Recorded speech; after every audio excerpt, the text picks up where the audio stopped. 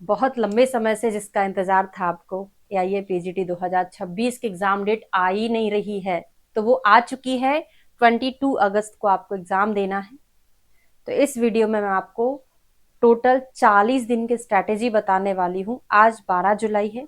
12 से लेके 21 अगस्त तक आपको पूरा 40 दिन में किस तरीके से पढ़ाई करना है जिसमें आपका सिलेक्शन हो जाए।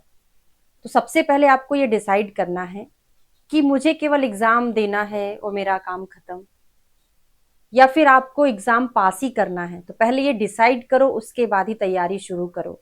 तो अगर आपको एग्जाम क्लियर ही करना है तो इन 40 दिनों में आपको इस तरीके से पढ़ाई करना है कि पूरा जी जान लगा देना है।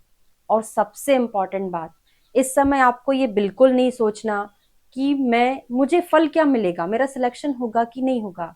आपको केवल अपना कर्म करना है, फल की इच्छा नहीं करना। फल ऊपर वाला आपको देगा ही देगा। ठीक है, मेहनत का ही फल मिलता है। आप सोचो बिना मेहनत के मेरा एग्जाम पास हो जाए, मैं आईएएस बन जाऊं, मैं बहुत अच्छा डॉक्टर बन जाऊं, तो ऐसा कभी नहीं हुआ, किसी के साथ भी नहीं हुआ। अब वो लोग फालतू में बोलते रहते कि अरे मैंने तो पढ़ाई नहीं की थी पर मेरा सिलेक्शन हो गया। वो सिलेक्शन होने के बाद कुछ भी बोलते हैं, है ना। तो उनकी बातों पे आपको ध्यान नहीं देना है।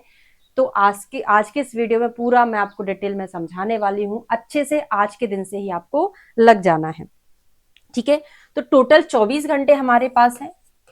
इन 24 घंटों में से आपको 12 घंटे या 14 घंटे, है ना, 14 घंटे मैं जनरली बोल रही हूँ, लेकिन 14 नहीं तो 12 घंटे आपको पढ़ना ही पड़ेगा, तभी आपका सिलेक्शन होगा। ठीक है ना। तो आपके पास इसके अलावा कितने घंटे बचे? अगर मैं आपको बोलूं 12 घंटे पढ़ना है तो 12 घंटे आपके पास बचे, जिसमें से आपको 6 घंटे सो लेना है। 6 घंटे बचे तो ज्यादा बच रहे हैं, तो आप 14 घंटे की पढ़ाई करेंगे, है ना। 24 में से 14 घंटे की पढ़ाई करेंगे। बाकी के पास आपके पास जो घंटे बचे हैं उसमें बढ़िया 6 घंटे की नींद लीजिए, है ना। उसके बाद आपके पास जो घंटे बचे हैं, खाना पीना आराम से, थोड़ा बहुत घूमना फिरना वो करना है। ठीक है, ऐसा नहीं बोल रहे कि 24 में से 24 घंटे ही पढ़ना, ये लास्ट की बात है। देखो, केवल 40 दिन में पढ़ के कोई बच्चा पास नहीं हो जाता, ये पूरा साल की तैयारी रहती है। तो मैं आपको पहले भी बता चुकी हूँ कि जब आप क्लासेस शुरू करते हैं तभी से आपकी तैयारी शुरू हो जाती है। इन 40 दिनों में तो केवल रिवीजन करना है, क्योंकि कोई भी एक सब्जेक्ट आप एक दिन में शुरुआत से पढ़ के खत्म नहीं कर सकते, केवल रिवीजन कर सकते हैं। अगर आपको पहले से सारी चीजें याद हैं तभी आप एक दिन में उसका रिवीजन कर सकते हैं। तो ये रिवीजन के लिए मैं आपको बता रही हूँ। ठीक है। हाँ, तो इसमें डिवाइड कैसे करना, जैसे 14 घंटे आपको पढ़ना है, क्योंकि देखो आपके अंदर इतनी एनर्जी है कि आप इतना पढ़ सकते हो, क्योंकि आप नीट की तैयारी करके आए हो। उसमें तो लोग सोना खाना सब भूल जाते हैं। तो अभी आपको सोना खाना नहीं भूलना है, साथ में लेके सब कुछ साथ में लेके आपको एग्जाम क्लियर करना है, क्योंकि हमको अपने दिमाग को रिलैक्स भी तो रखना है। तो आपको कैसे डिवाइड करना है? 3 3 3 2, यानी आपके स्लॉट फिक्स होना चाहिए। पहले 3 घंटे पढ़ा, इन 3 घंटों में लगातार 3 घंटे नहीं, बीच बीच में 5 5 मिनट का, एक एक घंटे बाद 5 5 मिनट का आपको गैप लेना है। ठीक है। ऐसा 3 3 करके लास्ट के 2 घंटे। अब आपको खुद से डिवाइड करना है कि इन 3 घंटों में, जैसे सुबह का समय होता है उस टाइम पे हमारा दिमाग बहुत फ्रेश रहता है, तो ऐसे टॉपिक आपको उठाना है, ऐसा सब्जेक्ट आपको उठाना है। वैसे मैं सब्जेक्ट वाइज आपको डेट बता दी हूँ, ऐसे ही उठाना है जैसे मैंने बताया, है ना। तो उन सब्जेक्ट में भी कुछ टफ टॉपिक होते हैं, जैसे शालाके का नित्य रोग टफ हो गया तो उसको कर लिया हमने। ऐसे अगर आपको चरक संहिता का सब्जेक्ट, उसमें चिकित्सा स्थान का कौन सा चैप्टर टफ है उसको सुबह उठा लिया। तो इस तरीके से सुबह का जो आपका 3 घंटे होगा उसमें आपको टफ टॉपिक लेना है। फिर आपको थोड़ा बहुत गैप, वही खाना पीना नाश्ता वगैरह जो भी है वो करना है। फिर 3 घंटे का स्लॉट फिक्स करना है, फिर थोड़ा सा रेस्ट करना है, फिर 3 घंटे का स्लॉट फिक्स करना है, फिर थोड़ा रेस्ट करना है। इसके बीच में आप अपने हिसाब से मॉडिफाई कर सकते हो कि मुझे क्वेश्चन कब करना है। जब दिमाग बहुत ज्यादा थक जाता है तो कुछ अलग चाहता है कि मैं कुछ अलग करूं, तो आपको उस समय पे एमसीक्यू सॉल्व करना है। इस समय पे आप ऐसा बिल्कुल नहीं सोचिएगा थ्योरी थ्योरी बस पढ़ लू, एमसीक्यू ना करूं, क्योंकि हमारा रिदम छूट जाता है। तो पीवाईक्यू तो साथ में करना है एमसीक्यू के लिए, क्योंकि फास्ट रिवीजन होने वाला है एमसीक्यू का। आप ऐसा बिल्कुल नहीं करेंगे कि पूरा क्वेश्चन हमने सॉल्व कर लिया, लास्ट में आंसर शीट से मैच कर रहे हैं, तुरंत देखा आंसर क्या देख लिया, दूसरे का आंसर क्या देख लिया, फटाफट उसमें किया देख लिया। ये रिवीजन सीरीज है। ठीक है।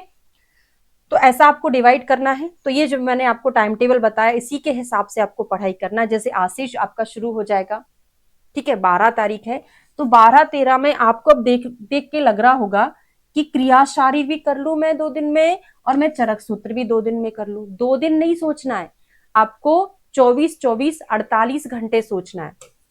48 घंटे में 14-14 28 घंटे सोचना है, यानी टोटल आपके पास 28 घंटे हैं, जिसमें से केवल आपको क्रिया शारीर और चरक सूत्र के 1 से 10 चैप्टर ही तो पढ़ना है। ठीक है ना। कैसे पढ़ाया हमने आपको क्लास में?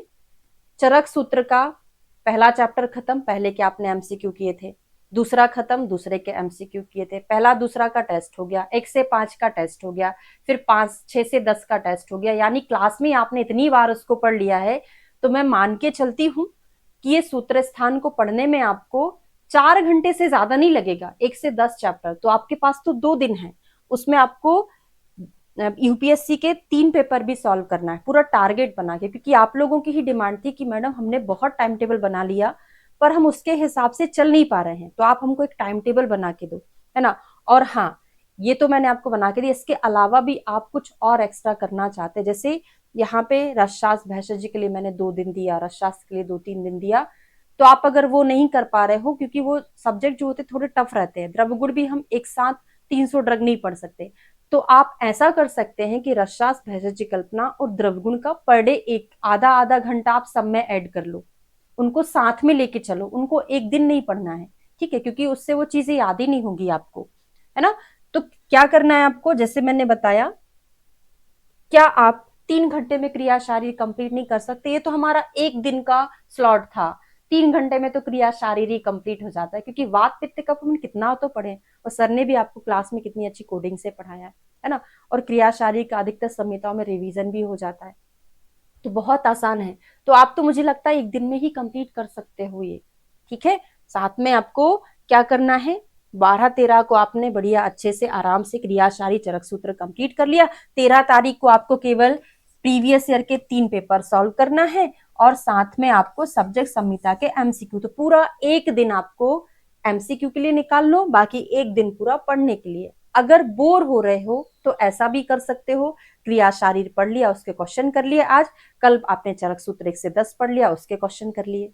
इस तरीके से पूरा का पूरा ऐसे शेड्यूल आपको फिक्स करके दिया है, ताकि आप बस इसका प्रिंट निकलवा लो, आपके सामने चिपका लो और टिक करते जाओ। पढ़ाई का तरीका स्लॉट बता दिया, पर इसमें भी एक तरीका होता है, अलार्म लगा के आपको पढ़ना है।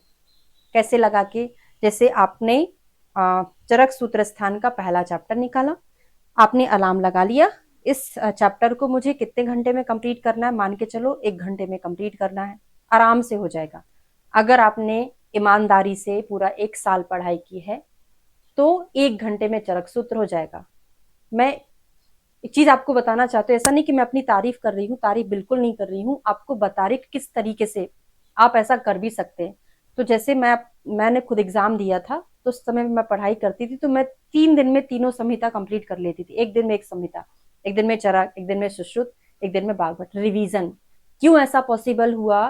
क्योंकि मैंने पूरा साल अपनी क्लास को कभी मिस नहीं किया, कोई भी टेस्ट मिस नहीं किया, बहुत ईमानदारी से ऐसा पढ़ाई किया कि टेस्ट है, टेस्ट नहीं, वो मेरा एग्जाम है, एग्जाम के तरीके से मैंने पढ़ाई किया, इसलिए मुझे ये सारी चीजें बन पाई। 1 दिन में संहिता कवर हो गई, लेकिन मैं आपको पूरा संहिता 1 दिन में कवर करने का बोल ही नहीं रही हूँ, आपको केवल सूत्र स्थान के 10 ही चैप्टर तो कंप्लीट करना है, आराम से कर सकते हो, ठीक है। तो रचनाशारी ऐसे पूरा शेड्यूल आपका बना हुआ है, ये पीडीएफ आपको हमारे ऐप पर मिल जाएगी। जैसे आप पीजी आयुर्वेद प्रयोजनम ऐप डाउनलोड करेंगे, फ्री स्टडी मटेरियल में अटैच्ड है, ठीक है। सभी डेमो कॉन्टेक्ट में मैं शेयर कर दूंगी, तो इसके हिसाब से आपको तैयारी करते रहना है।